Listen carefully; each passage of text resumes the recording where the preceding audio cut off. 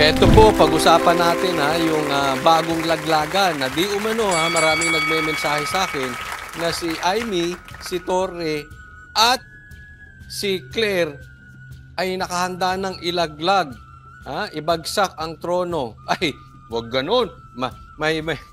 Masasali ka kay Rocket tsaka kay Maharlika sa inciting to sedition. Hindi po. Nako. Mamaya din pag-uusapan natin yung mga vloggers na yan. No? But anyway, ito po ang kumakalat na balita ngayon sa social media. Siguro sa dahil may marami nagme-mensahe, handa ng iwan si Bongbong Marcos. Ayun, tingnan natin. Lumagapak ang approval at trust ratings ni Pangulong Bongbong Marcos itong Marso. Pero ang numero ni Vice President Sara Duterte tumaas.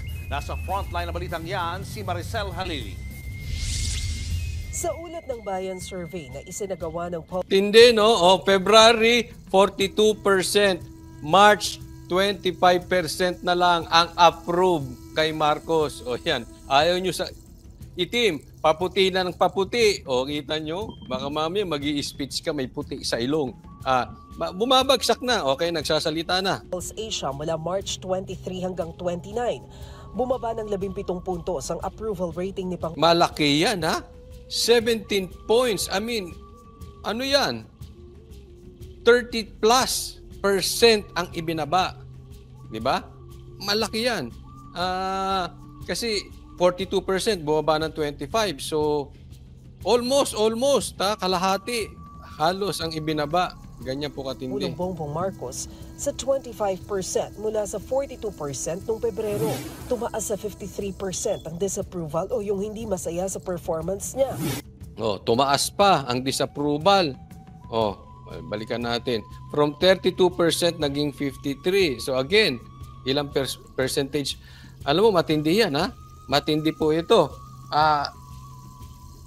Kung si Marcos nakikinig sa sitwasyon, siya ay hindi bangag. Siya ay nakikinig sa agos. Yang pagbagsak, yung disapproval rating, tsaka yung kanyang approval rating, yung trust rating niya, bagsak talaga. Matindi po yan. No? Dapat aware na dyan si Marcos na it's about time makinig siya sa sigaw ng taong bayan. Sa performance niya, sumadsad din sa 25% mula 42% ang trust rating o yung mga nagtiwala sa Pangulo. Tumaas din sa 54% ang distrust o nawala ng tiwala sa kanya. Matitindi nyo yung approval, disapproval, trust and distrust rating. Kahit saan tingnan mong anggulo, bagsak si Marcos. Walang tiwala ang taong bayan sa kanya, ayaw na ng approve. Ngayon, ito po titingnan natin. Pag ang presidente po, ganyan ang lagay, baka magkaroon po tayo ng leadership vacuum. Kasi yung kanyang mandato ay nawawalan na ng tiwala ang taong bayan na kung saan saka siya nakakuha ng mandato. And we all know, yung mandato niya ay galing kay BP Sara. Alam naman natin ba't ito nanalo It's because of BP Sara. Diba? Kung hindi naman siya sinuportahan ni BP Sara, hindi ito mananalo, hindi ito makakabalik. Ngayon, bagsak pa ang rating, bagsak pa ang approval, bagsak ang trust rating. Anong mangyayari dyan? Yung mandato niya bawas na. Legally, yes, he is the president. But of course, power comes from the people. Tatandaan natin, lahat ng kapangyarihan ng leader, pag wala ang suporta, there is a possibility magkakaroon tayo ng parang vacuum of leadership. Yung nandodoong na leader is just a title. Pero walang backup ng tao, walang suporta ng taong bayan, and that is very dangerous for President Marcos, and that is very dangerous also for the Filipino people. Kaya napaka-importante nito, Marcos, na ibalik mo ang tiwala ng taong bayan. Kasi delikado nga para sa'yo, delikado pa rin sa buong Pilipinas. Hindi po pwedeng magbibingi-bingihan ka and palalagpasin mo tong sitwasyon na ito. Kasi may mga bagay-bagay na hindi mo pwedeng dadaanin lang kay Claire. May mga bagay-bagay na hindi po pwedeng dadaanin mo lang kay Torre. May mga bagay na dapat talaga nakikinig ka. Katulad na lang nung pagpapadrag test.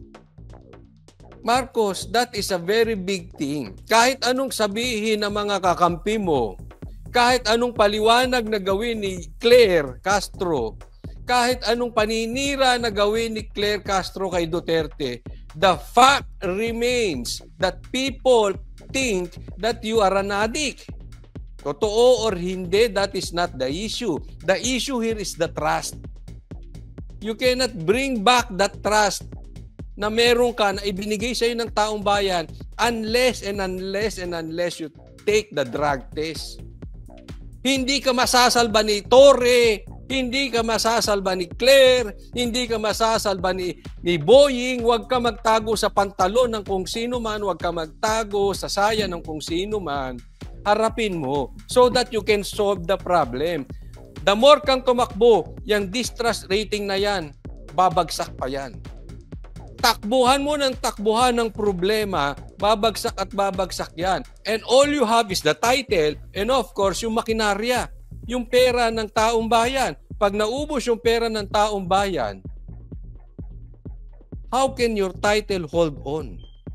That will be the problem. Next thing you know, baka mamaya the military, maybe the politicians, bibitaw na rin sa'yo. Diba? So, makinig ka sa taong bayan. Yan ay maliwanag na sigaw ng taong bayan. Yan po ang iniiyak ng taong bayan. Yang distrust rating, yang distrust nila sa'yo, yan ay sigaw ng bawat Pilipino, iyak ng bawat Pilipinong nagugutom. The least thing you could do is to cover up that with Boying Rimulya, John Vic Rimulya, Abalos. Walang mangyayari dyan. Maniwala ka, BBM. With all the support, with all the pagtatanggol ni Claire sa'yo, you're still going down. Bakit duwag ka eh? Tumatakbo ka sa katotohanan. Being a leader should face the problem. The more kang tumakbo, the more nakikitaan ng taong bayan that you are weak. Kung bumaba ang ratings ng Pangulo, tumaas naman si Vice President Sara Duterte. Umakyat sa 59% ang approval rating ng vice. Tingnan mo tumaas ng 59%, tumaas si Bibi. Noong Marso, mula sa 52% noong Pebrero. Ang kanyang trust rating, tumaas sa 61% mula 53%. Wala pang komento rito sina Pangulong Marcos. Wala talaga siya makukomentaryo dyan. Alam mo yan, ha? Big turnaround yan. Bakit? Kumbagat sa basketball, na-shoot mo na dapat yung bola, kaya lang nag-traveling ka. At because of your traveling, nakashoot yung kalaban, naka 3 points pa. So that is not just 3 points ang nawala sa'yo or 2 points ang nawala sa'yo. That is a 5-point swing. Kung titingnan natin sa basketball, why? Because you lost 2 points at yung dahil doon naka 3 points yung kalaban. So that is a 5-point swing. Same thing here. Bumagsak ka tapos tumaas si BP Sara, malaki po yun. Now, BBM, you have a problem. If you will really analyze this, yung mandato mo galing sa taong bayan, wala na. Or bumababa na. Kumbagat sa isang sakit, you are in an emergency case. Hindi pwedeng pupunta ka kay Claire at gagamutin ka. Hindi pwedeng pupunta ka kay Torre at may pahuhuli ka. Pumunta ka na sa emergency section para magamot yung sakit mo. Ganyan yan, nasa emergency section ka na. Delikado ka dyan, Marcos. Okay, hindi tayo nagbibigay, baka sabihin, inciting to sedition. We are just talking about facts. You have a problem and the Philippines have a problem. The Filipino people is crying out. Diba? So, yan? Dapat sagipin na yan. VP Sara.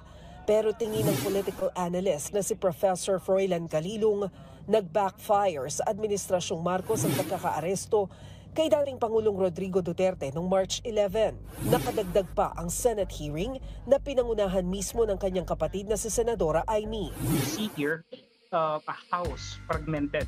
No? Practically, it's the Marcos family going up against each other.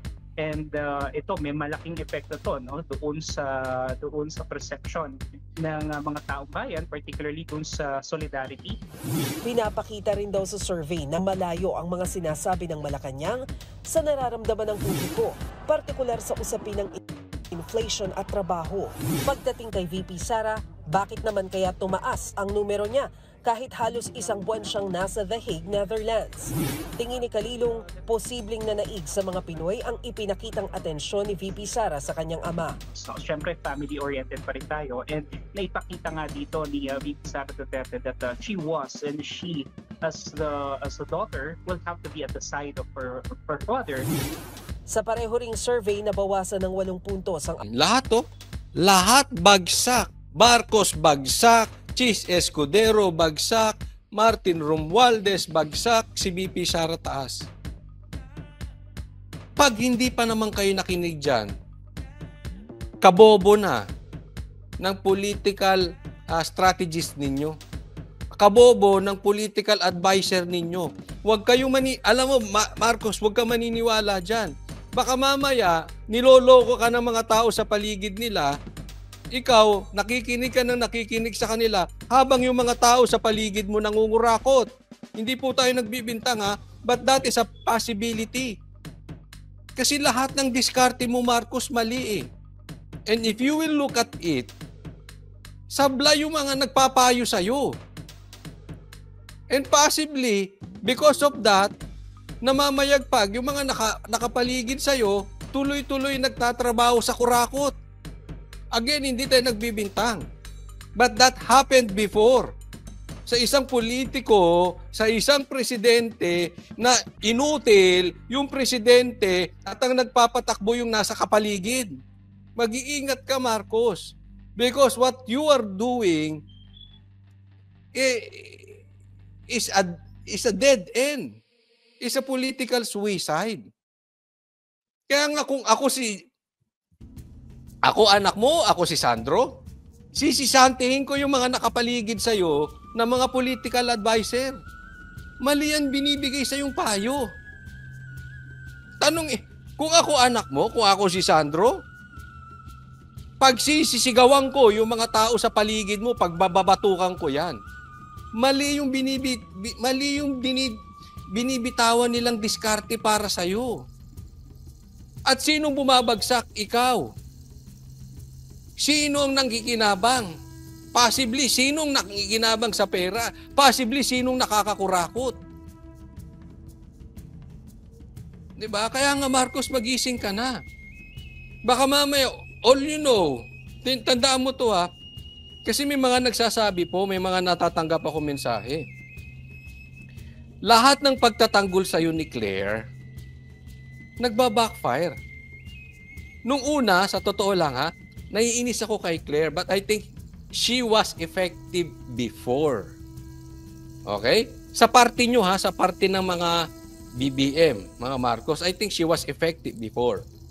But now, nagiging inefficient na si Claire. Bakit? Wala na siyang ibang rason at the same time, wala naman siyang pinapakitang programa ng gobyerno. Tapos, yung mga komentaryo niya ngayon is all about Duterte na sablay na. Noong una, nakakainis for us dahil alam natin hindi totoo.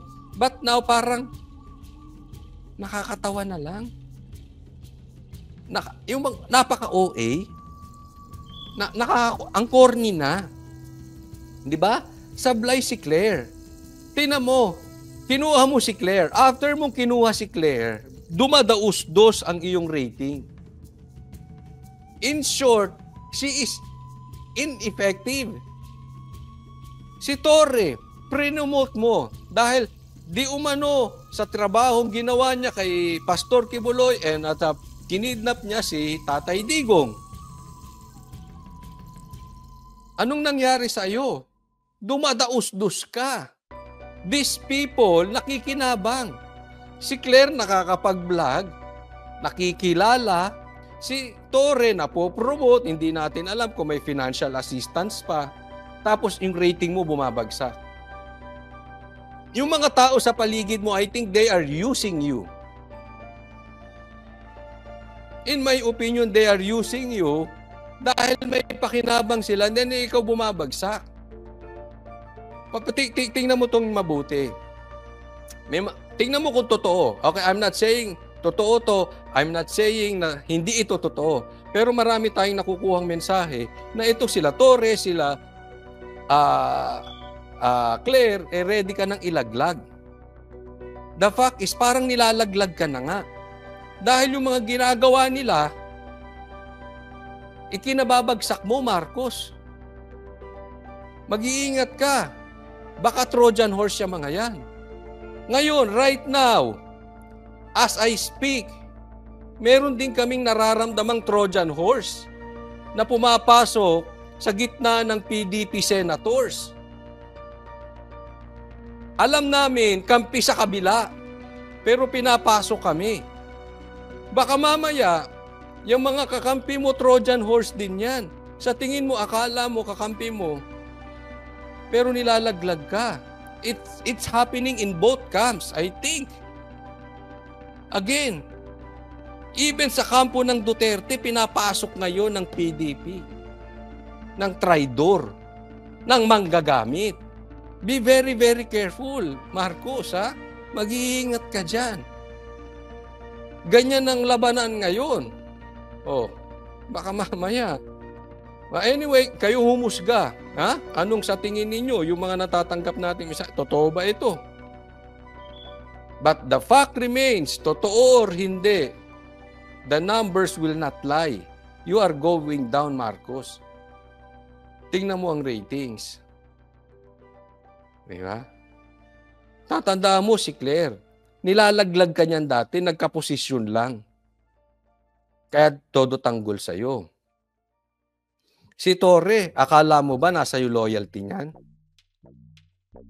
Di ba? Pag nakaupo si BP Sara, babaligtad yan.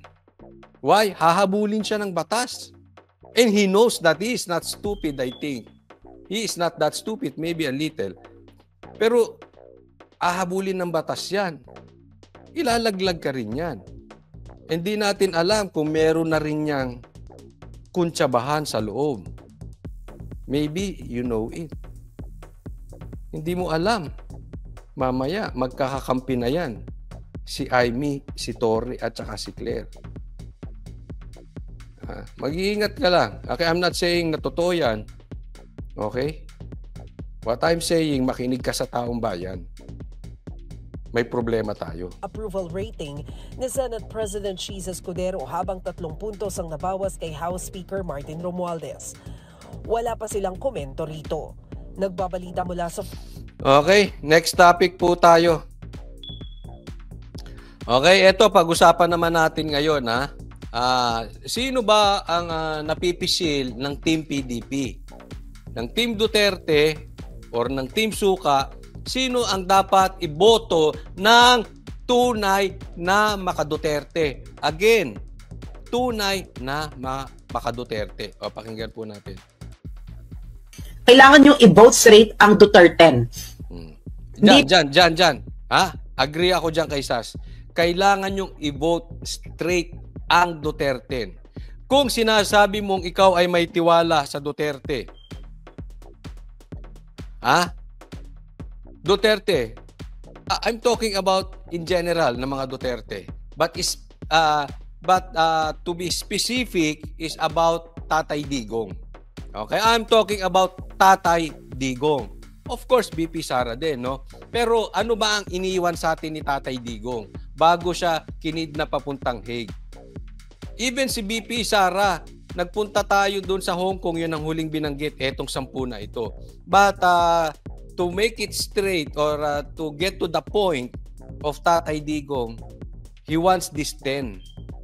Okay? Straight po, wag po natin kakalimutan. Hindi po pwede. Kailangan vote straight Duterte, huwag kayong mag-iiwan ng blanco sa mga senador. Yan. agree ako dyan kay Sasa, huwag kayo mag-iiwan ng blanco. Okay, dito possibly magkaiba-iba ang banateros, no? Or magkaiba-iba tayo. Yung iba sasabihin, wala, Duterte lang, hindi namin hahaluan ng iba. Okay? Duterte lang, yung 10 lang. May punto sila kasi pag naglagay ka pa dyan, posibleng yung mga nasa ibaba na Duterte, yung mga 10, 11, 12, posibleng malaglag. Dahil yun ang gagamitin sa cheating. Sinasabi ko sa inyo, yung Ayan. Yan ang punto. Bakit kailangan i-fill up mo? Kasi yan ang gagamitin sa cheating. Yang dalawa na yan, i-fill up pa nila. Okay?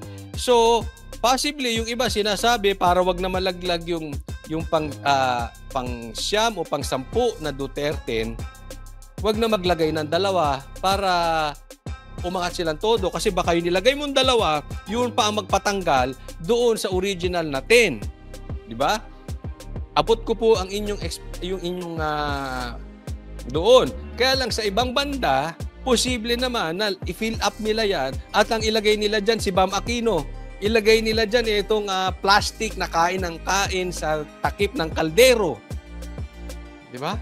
Kung ilagay nila dyan si Abalos, ilagay nila dyan yung mga NPA. Ang daming tumatakbo ngayon. Kayo nang bahala. Huwag kayong maglalagay dyan ng NPA. Huwag kayong maglalagay dyan ng komunista. Coach Oli, paano yon? Baka nga naman, pag naglagay pa kami ng 2, matanggal pa yung mga di huwag kayong maglagay ng malakas. Ang ilagay nyo pang 11 at pang 12, yung sa tingin ninyong mahina, na hindi kayang matanggal yung pang 9 at pang 10 ng Duterte. Pero yung ilalagay mo dyan, you make sure na talagang loyal kay Tatay Digong. At may magagawa. Hindi yung loyal lang kay Tatay Digong. O yung kunwari may nagagawa. Ako I suggest, kumuha kayo nung sa tingin ninyong bago, pero may resibo. Kasi kung boboto lang tayo, lalagay mo dyan si Tito Soto. Ano bang nagawa nung mga yon? Diba? Si Ping Lacson, ano bang ang tagal-tagal na niya, wala namang may significant na bago ba nila ang Pilipinas? So kumuha kayo ng bago na sa tingin ninyo, hindi makakaapekto. And at the same time, pag naglagay kayo ng 2, hindi magagamit sa dayaan. Diba? Coach Oli, tanong, ikaw ba sino pa yung 2? Hindi ko po alam. Okay? Hindi ko po pa alam kung sino yung idadagdag kong 2 dyan. But definitely, one thing for sure, it's not Aimee. Diyan, sigurado ako dyan. Bakit? Naaalala nyo ang Banateros, maraming nagmura sa Banateros, nagalit sa Banateros dahil prinomote ni BP Sara si Bongbong. At hindi kami umagri doon dahil ang pinakinggan namin si Tatay Digong. Anong sabi ni Tatay Digong? Bangag yan, nagdodroga yan sa jet plane at saka sa yate. Kung totoo yun or hindi, the point is, nakinig kami kay Tatay Digong. Yun ang punto. Okay? So kahit in-endorse ni BP Sara si BBM, hindi kami nakinig. Maraming nagmura sa amin, maraming nagalit sa amin. And yet, hindi sa pagmamalaki, maraming nagmumura sa amin, nanonood na po sa amin. Bakit? 3 years after, we prove na totoo at tama yung sinasabi namin. Hindi namin sinasabi kaming matalino, ang sinasabi namin may paninindigan kami doon sa sinabi ni Tatay Digong. Maliwanag po. No? Okay. Ngayon, kung gusto nyong iboto si Aimee, bahala kayo, walang pilitan. Hindi po ganyan ang Banateros. Basta ako, hindi ko alam kung anong boto, kasi malayo ako ngayon sa kanila. Okay, but I think pare-parehas kami ng stand dito. But in any case, kung magkakaiba man kami ng case ay ng stand, wala naman pong diktador sa Banateros eh. Yung kailangan ito sundin, ito dapat gawin. Hindi, iba-iba. Minsan nga nagkakakontrahan kami diyan. Ang stand ko, iisipin ko, magboboto pa ako ng 2. Sa ngayon, di ko pa alam. But definitely, it's not Aimee. Unless there is a significant na gagawin niya bago mag-eleksyon. Hindi po pwedeng may plano yan. Hindi po pwedeng may strategy yan. Hindi po pwedeng, hindi naman tanga si Sara para hindi niya hindi niya style na kaya niya in-endorse yan dahil meron silang plano. Hindi po pwedeng ganun. It's the same thing as yung pre-promote niya si Marcos. Hindi kami nakinig and yet we were tama. Hindi ko po sinusumbat but we stand. Bakit? Nabudol na nga eh. Sinabi na ni Tatay Digong, at the same time now, ito sinabi ni Tatay Digong, hindi naman sinabi ni Tatay Digong iboto si Amy. Kaibigan nila, yes, walang problema. Meron din akong kaibigan, tumatakbong senador eh. Pero I will not vote for him. I will not endorse him. Pero kaibigan ko siya. Matalik kong kaibigan. But that doesn't mean, nabilib ako sa kanya sa politika. Hindi. Magkaibigan kami. Yes. So kung kaibigan man ni Sara, sa inyo yan, kaibigan yan. But politically, I don't think she deserves it. Unless, gawin niya to. Mapakulong niya, mapakontempt niya si Torres, si Boying, o si John Vic. Dahil naging kasangkapan sila sa pagkikidnap kay Marcos, ay kay Tatay Digong. Or, mapabalik mo si PRRD rito. Or, magsampa ka ng impeachment laban sa kapatid mo. Or, i-call out mo ng drug test yung kapatid mo. At magpa-drug test nga si Marcos. Di ba? Walang problema. Kung yan magagawa mo, that is not lip service anymore. That is resibo. Ayaw namin yung marinig kasi posibleng gawin ito, posible ito, maybe ito ang plano nila, ito strategy nila, ito gagawin nila, ito ganyan. Ganito, meron silang plan. Hindi po pwedeng ganun. Hindi pwedeng maybe. Hindi pwedeng ito strategy. Kailangan dito resibo. Bakit ilang beses na tayong nabudol ng Marcos? Hindi po pwedeng ganun. Naunawaan niyo po. So kung meron, hindi pakita niya. Kakampanya ko pa siya araw-araw. Kung yung mga sinabi ko, magawa niya. Walang problema. But as of now, wala pa siyang resibong nakikita. Wala pa siyang papakitang resibo kung hindi itinaas lang yung kamay niya ni BP Sara. That is not a plan. Hindi niya masusolusyonan yung problema sa gutom ng bawat Pilipino. Hindi niya masusolusyonan doon sa problema ang ginagawa ng kapatid niya dito sa Pilipinas. Kahit itaas pa ang kamay niya na ni BP Sara 10 beses, hindi yan solusyon. So we want resibo. Hindi taas ng kamay. Again, walang pilitan. If you want to vote for for Amy, go ahead. Kung sa tingin ninyo may magagawa si Amy, go ahead. But as for me, wala. Pakita muna ng resulta. Maliwanag po. Okay. Undervote na count, i-distribute nila yan. Okay? Kaya huwag kayong mag-undervote. 10 plus 2. Huwag kayong boboto ng kahit sinong kakamping. Ay, yan ang huwag niyong gagawin. Kakamping. Huwag kayong boboto ng kakamping.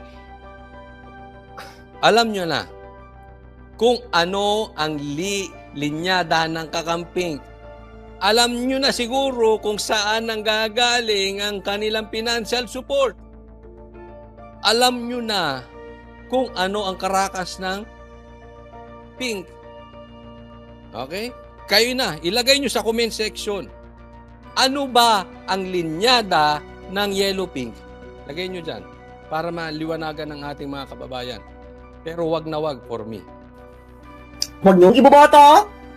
Ang mga kandidatong nag-uumpisa sa letter T, ang apelyido, kailangan Bongo should be number 1. De La Rosa should be number 2. Ako, Pastor Kibuloy, number 1. Number 1, Pastor Kibuloy. Bakit? Coach Oli, kasi check, nawala. Saglit ha. Nawala ata ang ating audio. Okay, number 1. Bakit si Pastor Kibuloy? Kasi baka sasabihin nyo, hindi, taga-SMNI ka. Coach Oli, kaibigan mo yung mga taga-KOJC. Ako po, hindi member ng KOJC. Paliwanagan ko lang po kayo maayos. At kami po ay naging kritiko ni Pastor Kibuloy. Alam nyo yan. No? Alam nyo rin na hindi kami nabudol. Ito, hindi ko pinagmamalaki. Pero so far, yung sinusuportahan namin na tumatakbo, kita nyo until now malinis. Even sa Isko, Malinis, di ba? Oh. Hindi kami sumuporta kay Bongbong. We prove, tama kami. Di ba? Bakit? Kritiko kami ni Pastor, nakita namin. Ang sitwasyon ng Pilipinas, kumbagat sa tao, parang cancer. Ganyan na po. Hindi po tayo po pwede gagawa or maboboto ng isang tao dahil dati na siyang politiko. Pero pag nakita mo naman bakla akong tumandig, walang stand. And I have nothing against mga bakla. Marami tayong kaibigan bakla. Ang point ko lang, walang tayo. Walang tayo. Paiba-iba. Sumasayaw sa gitna. Minsan nandito, minsan. Si Pastor Kibuloy, nakita nyo naman, todo. To the point na hindi lip service. To the point, kahit ikulong, hindi iiwanan ng Duterte. Kahit tanggalan ng prangkisa, kahit gipitin ng SMNI, hindi iniiwan ang Duterte. We need someone like that. Magbigay kayo ng kandidato that has the capacity, that has the receipt. May resibo, kayang gawin yan. Wala akong nakikita. Meron, pero not to the point as Pastor Kibuloy. Nakita nyo naman ang rally worldwide. Nakita nyo naman ang rally nationwide. Nakakulong pa siya, ha? Tingnan nyo, nakakulong pa. Iyan ang leader. Yung leader na hindi tatamad-tamad. Yung leader na nakatodo. Saan ka nakakita ngayon ng leader nakatodo? Ito sasabihin ko sa inyo, yung sinasabi niyang zero corruption, kaya niyang gawin. Bakit? Nagawa niya. Nagawa niya sa KOJC. Alam mo, halos araw-araw kasama ko taga KOJC. Araw-araw kasama ko taga SMNI. Nakikita ko, nababantayan ko yung galaw nila. Observant ako eh. Ako, tahimik, nakikinig lang ako pero observant ako. Alam mo kung bakit ko nasasabing talagang zero corruption? Bukod sa ebidensya, nakita nyo naman yung kingdom, nakita nyo yung prayer mountain, nakita nyo yung glory mountain. Ha? Zero corruption. Hindi yan magagawa kung kurap ang head. Pero isa pong senyales ng zero corruption, tingnan mo yung mga nakapaligid. Kasi possible, hindi kurap ang leader, pero babagsak ang organisasyon dahil yung mga nakapaligid. Yaan madaling makita. Alam niyo, nakikita ko sa mga nakapaligid kay Pastor, hindi korap. Tingnan niyo ang gobyerno ngayon. Kayo na magsabi sa akin, kung yung mga nakapaligid kay Marcos korap, doon pa lang malalaman mo na. Pag korap ang leader, chances are yung nakapaligid korap din. Nagigets? Kahit sabihin natin hindi korap yung leader, pero pag ang nakapaligid korap, yung organisasyon na yun, babagsak. Ang mga proyekto, substandard. Buti nga kung may proyekto pa eh. Baka nga wala ng proyekto. Bakit? Binubulsa ng mga nakapaligid. Yan po mahirap itago. Yung pangungurap ng nasa ibabaw, pwedeng itago. Pero mag-o-overspill yan. Mag-i-spill over pala sa mga nakapaligid sa tao. And you will notice it. Madaling makita po kung kurap yung mga nakapaligid sa tao. And that one thing, I can prove to you, I can vouch on that, na si Pastor Kibuloy ay hindi kurap. Even yung mga nakapaligid sa kanya. Kaya nga po dinidiin ko sa inyo, we need someone like him. Actually, we don't need him. We need him badly. We need him badly. Wala akong nakikita na what will solve the problem of the Philippines. Ikot na po ako sa mundo. Nakikita ko po yung mga magagandang nangyayari sa iba't ibang bansa. Until now, tayo na lang yung nakaroro. nakakaawa na po ang Pilipinas. And you think you can masusolve yan ng mga ordinaryong Pilipino na kumakain sa kaldero? You think masusolve yan ng mga politikong pabalik-balik na lang na nung chance naman napunta sila? Try on this. Just once, try on this. Ilagay natin sa posisyon si Pastor Quiboloy. Pag hindi niya naayos ang Pilipinas or hindi niya nabago ang trajectory ng Senate, balikan nyo kaming banateros, murahin nyo kami. Murahin nyo kami araw-gabi, tatanggapin namin. But we can vouch on that. Pag nalagay sa pwesto si Pastor Quiboloy, we can vouch. Kasi kita namin yung leadership, yung trajectory, babaguhin niya ang Pilipinas, or kung hindi man niya mabago totally because senator lang siya, hindi naman siya president yet, or president, mababago niya ang tono, ang trajectory ng Senate. Sige, murahin nyo kami araw-araw. Why? Because ang laki ng tiwala namin that no one can do that unless makaupo si Pastor Quiboloy. At ako, sinisigurado ko sa inyo. Okay, wag muna nating, hindi naman ito nasa plano. But, ako sisiguruhin ko sa inyo. Pag napaupo si Pastor Quiboloy, your mind will change. And I'm sure sa mga bashers, makinig kayo mabuti. Even sa mga Team Duterte, I'm sure the next time na manalo si Pastor Quiboloy, the next time you will shout, you want him to run for Vice President or President. Because I know he will change the political system of the country. And I know for sure he will prove himself. Kayo mismo, isisigaw ninyo. Maybe for Vice President or for President sa susunod na ano. So, ilagay po natin. Number 1 po, ako para sa akin, number 1, si Pastor Quiboloy. Siya po ay Duterte, hindi dahil sa hearing lang. May kasamang kulong. Ha?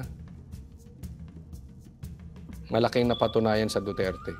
Accounting. Ganyan Bongo de la Rosa. Pwede naman de la Rosa number 1, pero ngayon kasi namamayagpag si Bongo Okay? At wala dapat kakamping candidates ang pumasok. Tama na yan, na-i-plus natin yung Senadoro. No? And I'm pretty sure, yung kabilang parlor, dinadala naman nila yung Kiko Bam. Ayaw lang sabihin ni Kiko Bam na dinadala rin naman sila ng alyansa. Pero kailangan ako, I believe, Sasa. Ako naniniwala ako na si Bam at itong kumakain sa kaldero ay dinadala ng alyansa ni Marcos. Ayaw lang nila lantarang gawin, no? Kasi nabawasan sila ng 2, si Camille at saka si Ivy, wala na sa kanila. Ang talagang dinadala nila dyan, si Bam at si Kiko. Ba't nila gagawin? Kasi they need the support of the Pink. Because head to head, they cannot compete with the Dutertes. So they need the support of the Pink. Ang sa tingin ko dyan, they have a secret agreement that they will carry Bam and Kiko na ang kapalit that the Pink will support the alyansa. Sa madaling salita, pasensya na po sa kumakain, kinain po nila yung tinain nila. Kinain po nila yung sinuka nila. Dati nagsasabihan yan, diktador, mamamatay tao, magnanakaw, corrupt, sinasabihan nila Marcos. Ngayon, nakikipag-alyansa. Di ba, ganun din ang Marcos, kung ano-anong sinasabi sa dilaw. Pero ngayon, nakipag-alyansa. Ay, kung siguro buhay yung tatay ni Marcos, baka binatukan yan. Isipin mo, ang ipapalit mo sa kapatid mo na si Amy, na umalis sa alyansa, ay yung kapamilya or anak nitong, kapamilya nitong nagpatanggal sa akin sa posisyon at nagpatapon sa akin sa Hawaii. Di ba? Ang sakit nun. Eh kung ako tatay talaga nito si Bongbong, binatukan ko talaga to kaliwat kanan. Pinatanggal ako, tapos tinanggal mo yung kapatid mo. Tapos yung nagpatanggal sa akin kapamilya nung pinatanggal mo. Adik ka ba? Adik ka ba? Babatukan pa kita. Kung ako yung tatay, kaso hindi ako yung tatay. Di ba? Inalis mo yung kapatid mo. Anong klase ka? Ipapalit mo yung pamilyang kaaway natin. Ilantarang pagsuka ay pagkain ng sinuka yan o pagkain ng tinae mo. But anyway, nasa sa inyo yan.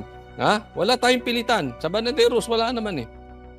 Ayoko lang naririnig na yung hindi, may strategy yan, may strategy. Huwag nyo kaming strategy. Yung haba ng paliwanag nyo. Ang haba ng paliwanag, yung pala ang ipopromote lang ng vlogger nila, si Aimee. Kahit anong paliwanag gawin ninyo, pakitaan nyo kami resibo, tapos na, wala nang mahaba-habang paliwanag. But kanya-kanya yan, okay? No? Basta sa akin yun, no? And maganda tong sinasabi ni Sas. I totally agree with him na ito ang dapat natin dito, focus tayo sa Duterte, huwag tayo magsama ng Yellow Pink, at huwag din tayo magsama ng komunista, no? Magaling to pakinggan po natin to si Sas, napakagaling. Thank you po sa video mo, Sas. Nakuha ko lang to sa Facebook, no? Maganda yung ang daming matututunan kay Sas. Okay? So, wag pong kakalimutan sa mga hindi ko pa po subscribe po kayo dito kay Coach Oli News PH. Okay? Para sa Diyos at Pilipinas nating mahal, God bless everyone. At kita-kita po tayo dyan sa Las Vegas sa Linggo.